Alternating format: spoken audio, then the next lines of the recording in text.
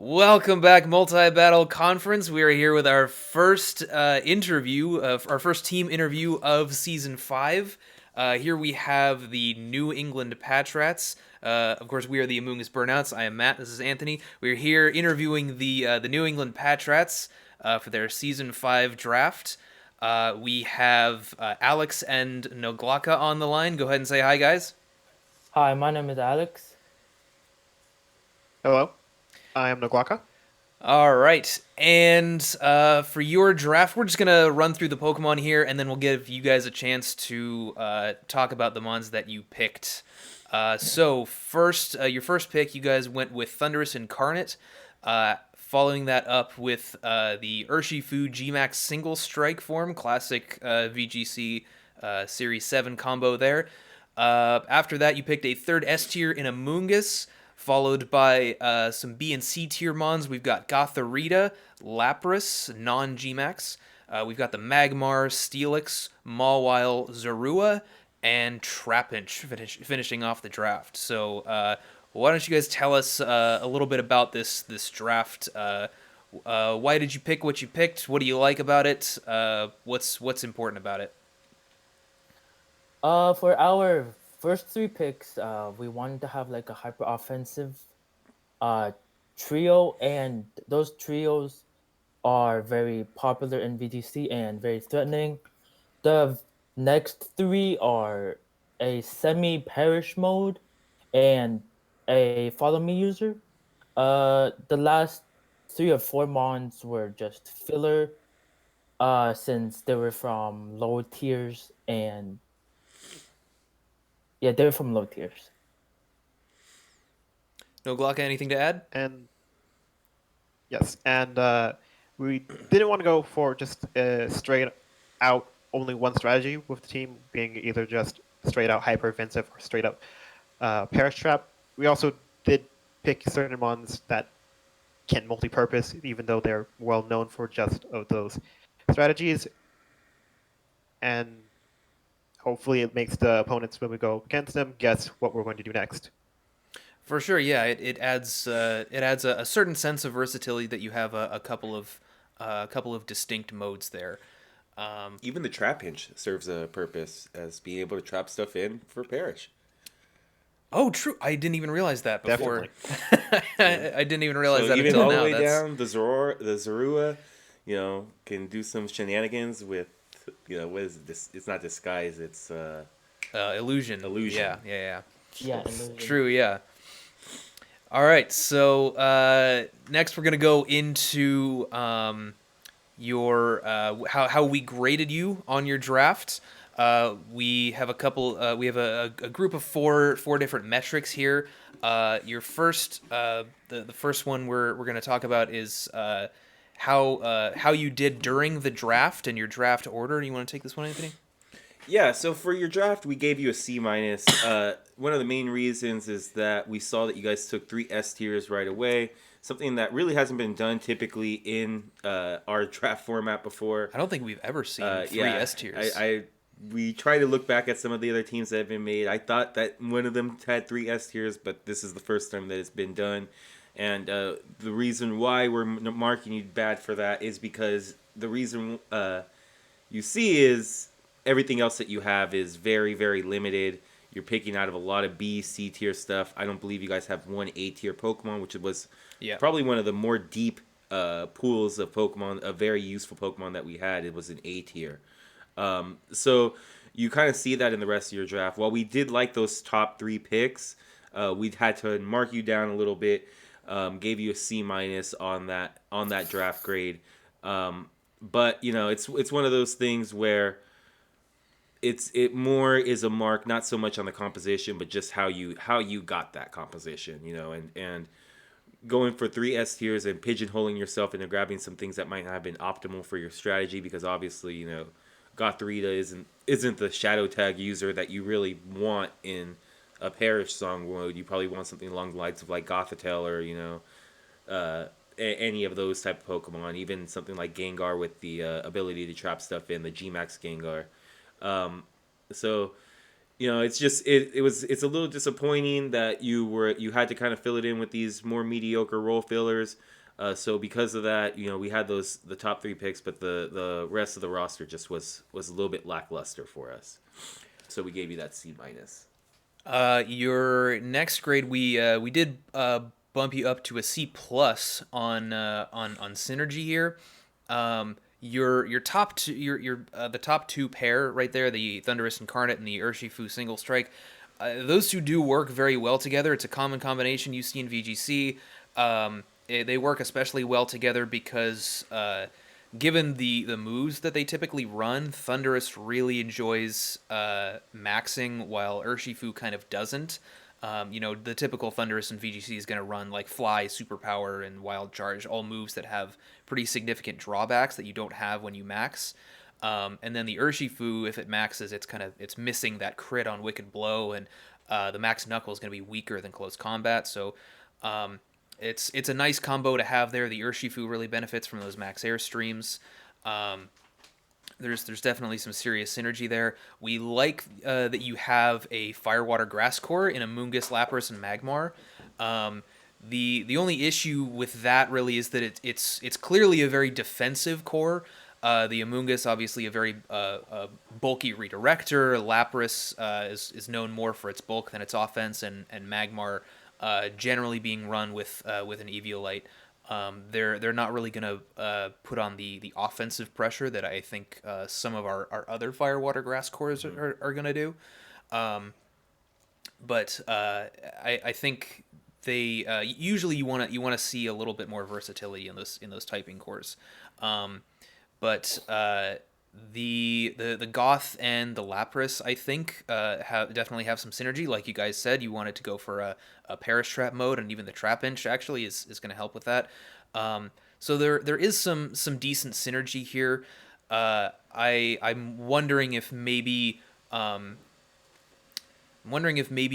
you don't quite have enough modes. Although that's sort of dipping into versatility a little bit, but. I also noticed that there's a little bit of anti-synergy in the Thunderous and the Amoonguss. The Amoonguss is going to be good at redirecting for those big threats up top. The only real issue is that because Thunderous is almost always going to be your Dynamax option. Not always. I think you have a couple other options. Lapras can do it. Urshifu can max occasionally, maybe even Steelix if you want to get a bunch of Steel Spikes up and then go for body presses.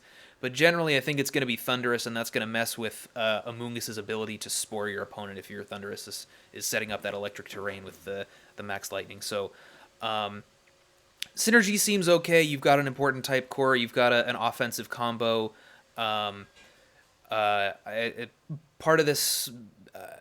I think part of the fact that your draft is so top heavy does sort of limit the amount of synergy that you could have, but that is the highest grade that we gave you. So we do like the synergy that is there a lot. Yeah, and for threat level, we ended up giving you a C. It was a little bit tough kind of doing this because obviously your top two picks are incredibly threatening. Yeah. Nobody that has had any experience with the VGC in Series 7 can say that Thunderous next to Urshifu Single Strike isn't absolutely terrifying to stare down. But the issue is on the other 8 Pokemon that you have. There's not really a lot of offense that's coming out from those. Amoonguss isn't going to be sweeping anybody anytime soon. Gothorita doesn't really have the stats to be doing that kind of stuff. Lapras is in the situation to where you're probably going to be using it more as a pivot and more as like a water type that's kind of chipping stuff down rather than like the typical weakness policy Lapras stuff that we see, especially since you don't have the G-Max form. It's not really a lot of value to Dynamax it without that. Magmar is kind of redirecting stuff. Steelix doesn't really have a lot of offensive pressure. Even when it's in Trick Room mode, it more or less just sits there. And then the other 3, they're just your typical D tier Pokemon that really are not really designed to be putting total offense out there. So not really our issue with the top two mons, because like I said, anybody can see that those two mons are absolutely threatening next to each other. But the issue is once those two Pokemon are knocked out and you still have four Pokemon that you have to stare down, how do you get past that? And that's where we're having trouble with this team right now. Is once those two S tiers are gone, even if you have everything else, the Amoonguss, the Lapras, the Gothorita, the Magmar, how are you knocking Pokemon out? And if it's going to rely on Perish Trap, you're going to need a lot more versatility in your pivoting skills. Something that's not really afforded to you in multi-battle. Yeah. And if you've already lost Thundurus and Urshifu on your side, that means that both of you literally only have one Pokemon that you can switch in and out, and that severely limits the amount of pivots that you can do when you're doing Perish Trap. So it can be one of those things where, it could help in certain situations, but in other situations where you're so far behind that you just don't have the versatility to pivot in and out with Perish Trap effectively. I think Amoonguss is still adds to your threat level. It is threatening in its own right. I mean, Yes. We don't want to make the mistake of saying that your threat level is really just about offense, because it is more than that. The thing about Amoonguss is, though, it wants to it kind of needs other threats around it to be as threatening as it can be. So it's gonna do well next to your other two S tiers, but when it's supporting some of these lower tier mons, especially since they don't have a whole lot of output, it's not quite as threatening when when there's not something next to it that's gonna absolutely blow up your opponents. So we did give you a C on your threat level. Is that anything more to say on the threat level there? No, I think that pretty much wraps it up for threat level. All right, versatility. We gave you a C in versatility as well. A lot of you do have some two very distinct modes, and I think that's important, because that's actually something that we talked about in our draft guide. Is that part of versatility is having a variety of win conditions. And your hyper offense up top mixed with your sort of like a budget Perish Trap mode does definitely give that to you. And I also think that Thundurus actually happens to be one of the most versatile Pokemon we have available, especially in the S tier.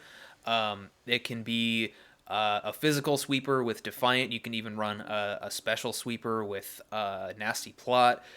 It can do prankster stuff, which it doesn't really do as much anymore in VGC, but in a draft league, I think it's a good option to have. You can run stuff like Taunt and Thunder Wave and Eerie Impulse, that kind of thing. So I think it's a really good first pick, especially for versatility. Other than that, I feel like your versatility is a little bit lacking, because a lot of these mons you kind of they're fairly straightforward, and you kind of know what they're gonna do. Urshifu doesn't really have multiple modes. It's kind of just a straightforward strong physical attacker. Amoonguss is pretty much just a straightforward Spore Rage Powder bot. Gothorita is meant to be that bulky Eviolite Shadow Tag Pokemon with some supportive moves and Trick Room. That kind of thing. So, and Lapras is a little bit versatile. You can run it a couple of different ways. Maybe AV, or you can make it extra bulky for your Perish Trap mode. Put a berry on it or something like that. It's got Icy Wind for speed control. It definitely has some options. And then like Magmar, it's mostly just going to be a bulky Eviolite redirector. You could do some other things with it, but I'm not sure how good it would be at other things other than that. So like you do have some versatility in your modes. You have probably one of the most versatile S tiers in Thundurus. Other than that, I think a lot of it is pretty straightforward. So we gave you a C on that, and that averaged out to a C on your overall draft grade. Yeah. So just going right into the pros here, what some of the good stuff that you guys have. Obviously, we like your powerful, main two Pokemon that you have, the Urshifu and Thundurus Incarnate. Anybody that knows Pokemon, like we said before, knows to respect these two absolutely. And the fact that it's intimidate proof because of the fact that you have Wicked Blow that's constantly getting those critical hits, and then you are deterring intimidate because Thunderous has Defiant most of the time, makes it so that way one of the most valuable tools in Pokemon just basically gets nullified, and actually you want to see somebody lead intimidate against you. So as a team who last year was dreading an Incineroar lead several times playing against the Matt Alcinas, having something that could guarantee that they don't lead that because they're afraid of setting us up is an invaluable tool. So we really like the fact that you were able to pretty easily in 2 picks nullify anybody trying to use one of the best abilities in the game. Then obviously you have very bulky and versatile redirection. Having Rage Powder plus Follow Me is something that I feel more teams need to look into. Fantastic that you guys were able to pick that up right away because obviously, you guys being VGC players know that if anybody really wants to get around your Rage Powder, all they got to do is just throw safety goggles on something. So great job in going, if they really prep hard for Amoonguss, they're gonna throw safety goggles on something. Let's get a bulky Follow Me user in Magmar that can also kind of tank some fire attacks that Amoonguss is typically weak to. So I really think that was a good job of you guys going to pick up a second redirector. That I honestly don't think people look at that enough in getting 2 redirectors because it can be so important sometimes, especially when you have Rage Powder. Adding Follow Me to it just makes your Rage Powder much more powerful. Yeah. And potential for a very oppressive Trick Room mode. We put oppressive because we didn't want it to get mixed up with offensive. We think that stuff like Amoonguss can really just allow things like your Urshifu, for instance, to kind of do whatever it wants in Trick Room, even if your opponent sets it up on you, because you can redirect stuff, you can put threats to sleep very easily, and just maintain that offensive pressure even if you didn't set the Trick Room up for yourself. And if you did set the Trick Room up for yourself, you have Pokemon like the Steelix, that I believe gets body press with a 200 base defense. Yeah. So that could be, that could do some decent damage. I believe with a Mawile too, the Lapras. The Mawile has the ability to kind of lengthen the amount of time that you can stay out on the field with Intimidate. And Lapras is just all around a really good bulky Pokemon that can kind of chip your enemy down. So you definitely have the potential for a good Trick Room mode. Not on the super offensive side, but more of just oppressing your opponent with Perish Song, with Shadow Tag, with Redirection, with Rage Powder, putting stuff to sleep. That can really throw the enemy into fits. And for our cons, a lot of this stuff we touched on already, so I'm not going to spend too much time here. But obviously, this draft is very, very top heavy. We've never seen a draft with 3 S tiers before, and it kind of limited you guys in what you could pick after that, with not that many points remaining. Also, kind of connected to that, you guys, the draft seems like it might be a little bit over reliant on that Urshifu and Thunderous pair you have at the top. I'm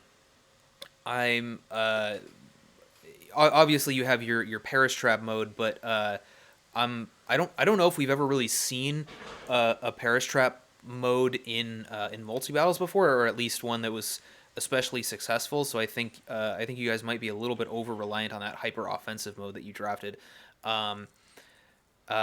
As for your Trick Room capabilities, like Anthony said, your Trick Room mode seems oppressive. You do have a really slow Spore and Amoonguss.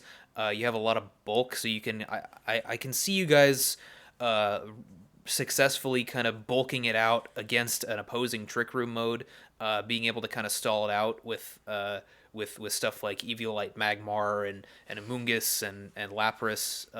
You have plenty of defensive tools to do that, but there doesn't seem to be a whole lot of offense. Steelix only has like a base 85 attack. I think Lapras's special attack is roughly the same. Amoonguss is not known to be very offensive. Most of your offense, like I mentioned, is concentrated in those top 2 picks.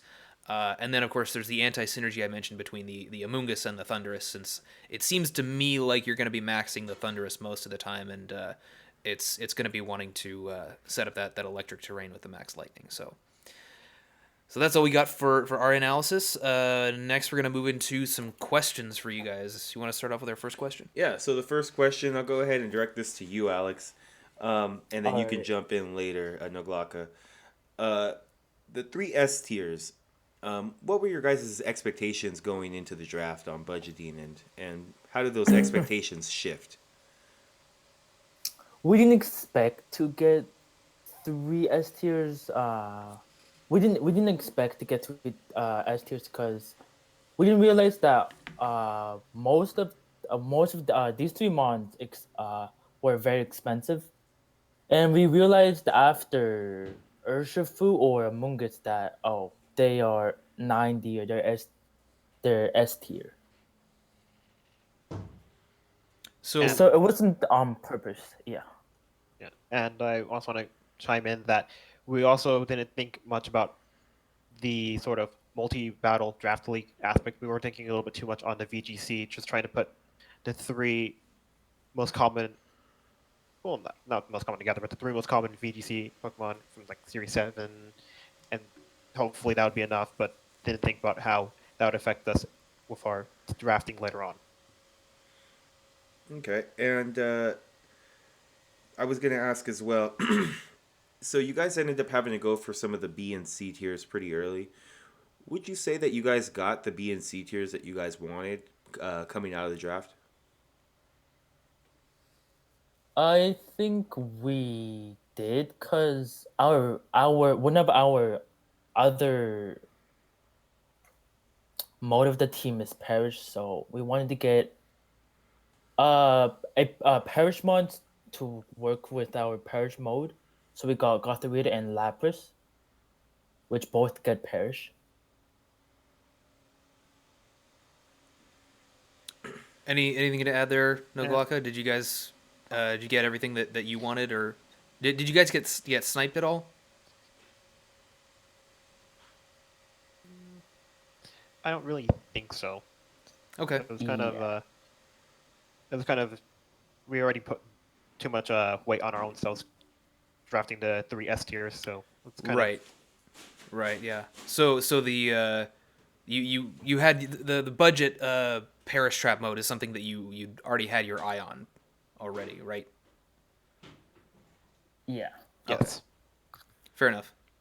Okay, and just really quick, we'll throw this one last question specifically about your draft here. So now that we kind of talked about that, that the S tiers wasn't something that you guys necessarily did on purpose.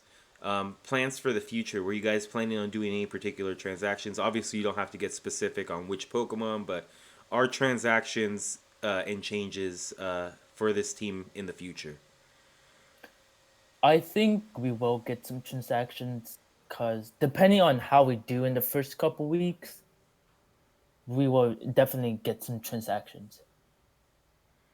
And as you did say, that there is a nice oppressive trick room element to this team. We probably could change that out slightly. Maybe changing out the hyper offensive in a very normal speedy sort of max airstream sort of sense to just being trick room, but still hyper offensive. Do you guys think you do you have any plans to change kind of your draft structure and like where your which Pokemon you're taking tiers from at all? Because like we mentioned, this draft is pretty pretty top heavy, and the three S tiers at the top are kind of limiting. So like we said, you don't have to tell us like what you plan on taking, but do you think you might change that up at all? I Uh, want to say to be competitive later on towards the end of our season, we're going to have to. yeah. Okay. It's a good answer. Yeah. Fair enough. Okay. And real quick, we'll just give you guys some rapid fire questions. These are a little bit more not as serious as far as the draft is concerned. Just some questions we're going to be shooting out to all the teams. Um, was there a particular Pokemon that you were excited to use that you drafted? We'll start with Alex first, and then we'll go to Noglaca. I like Mawa because it has three abilities, which is Shift Force, Intimidate, and Hypercutter. Shift Force can make our attacks more powerful without taking any Life Orb chip, and all the other two abilities are important to our team since Intimidate can lower the opponent's attack and prevent us from getting the attack for preventing from lowering our attack, which is Hypercutter. And what about you, Noglaca? What was a Pokemon that you drafted that you're looking forward to using? Well, I'm really looking forward to using the Urshifu, since I didn't really use it that much in VGC. I went for other strategies during Series 7, Season 7, Series 7. And next question to Alex. Sorry about that. Is there a member on your team that you feel is underrated at all? I know you mentioned that Mawile, but do you think there's another Pokemon that might be underrated, might be going under the radar a little bit that you drafted? I think people will underestimate Trapinch because it has. People may look at it as a Pheromone, but they don't.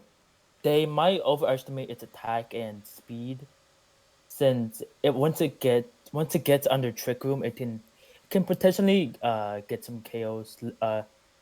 One yeah can get some KOs Yeah, there. Yeah. in Trick I Room. think it's I'm the speed is for Trick Room is really impressive, and I think it's base 100 attack is not like amazing for a sweeper. Like it's still pretty good, but especially for a D tier Pokemon, it's pretty respectable. Definitely. Yeah. And how about you, Noglaca? Is there a underrated Pokemon that might be flying under the radar to the league? Maybe Steelix, since it's that doesn't really have that much attack, but it still can be used as a pretty offensive mon, even though it doesn't really seem like it.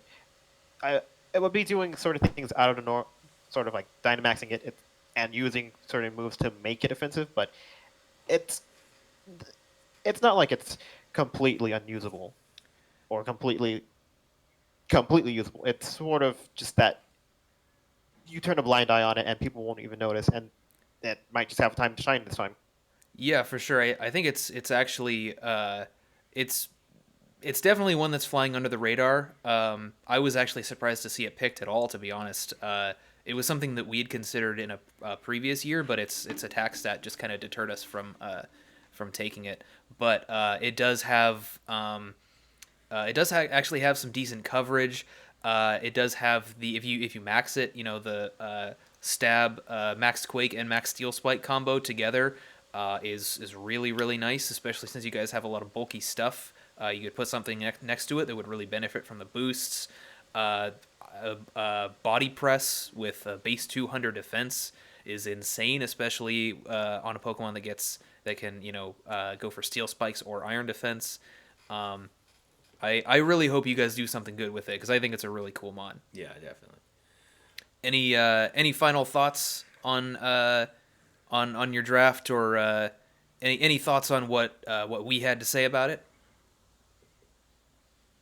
I think you guys covered what our draft lacks, and I think you guys covered what our pros and cons for the team already. Okay, Noglaca, any final thoughts?